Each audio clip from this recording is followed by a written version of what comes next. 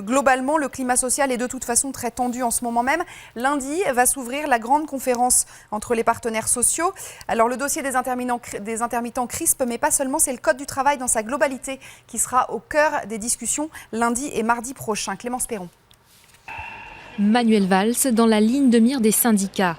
Après ces dernières annonces vers plus de flexibilité dans le code du travail. À quelques jours de la conférence sociale, la CGT brandit la menace du boycott.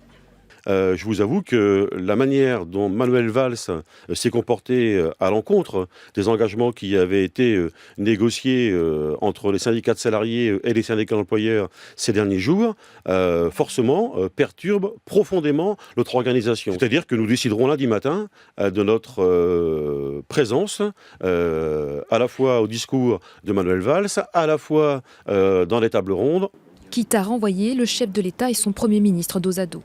C'est un ultimatum, oui. La lettre que j'ai adressée à François Hollande est suffisamment précise pour qu'il puisse répondre précisément sur ce qu'il entend dans la formule dialogue social.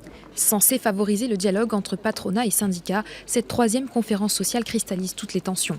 Principal point d'accroche, le report à 2016 de la mise en place du compte pénibilité, prévu initialement le 1er janvier 2015.